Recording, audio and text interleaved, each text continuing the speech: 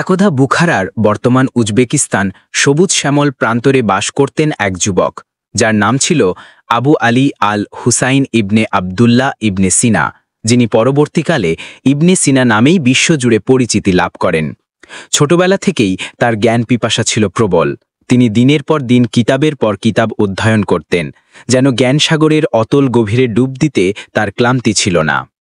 ইবনে সিনা যখন মাত্র 10 বছরের বালক, তখন তিনি পবিত্র কুরআন মুখস্থ করে ফেলেন। তার প্রখর মেধা ও অসাধারণ স্মরণশক্তি সবাইকে মুগ্ধ করত। এরপর তিনি ফিকহ, হাদিস, আরবি ব্যাকরণ, সাহিত্য, যুক্তিবিদ্যা, গণিত এবং বিজ্ঞান নিয়ে গভীর পড়াশোনা শুরু করেন।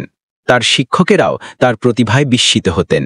যখন তার বয়স মাত্র 17, তখন তিনি চিকিৎসাবিদ্যায় এতটাই পারদর্শী হয়ে উঠলেন যে সে সময়ের বিখ্যাত চিকিৎসকেরও তিনি ছাপিয়ে গেলেন। একদিন বুখারার শাসক আমির নুহ ইবনে মুনসুর কঠিন রোগে আক্রান্ত হলেন। অনেক বড় বড় চিকিৎসক তার চিকিৎসা করে ব্যর্থ হলেন। অবশেষে ইবনে সিনা ডাক পড়ল।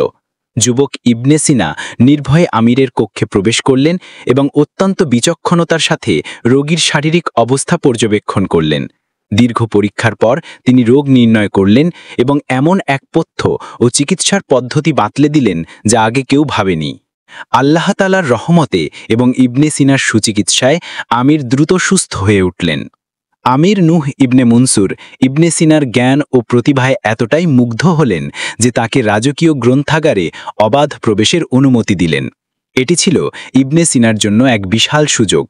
এই গ্রন্থাগারে প্রাচীন গ্রিক, ফার্সি, ভারতীয় এবং ইসলামিক বিশ্বের হাজার হাজার দুষ্প্রাপ্য পাণ্ডুলিপি সংরক্ষিত ছিল। ইবনে সিনা ঘণ্টার পর ঘণ্টা এই গ্রন্থাগারে কাটাতেন।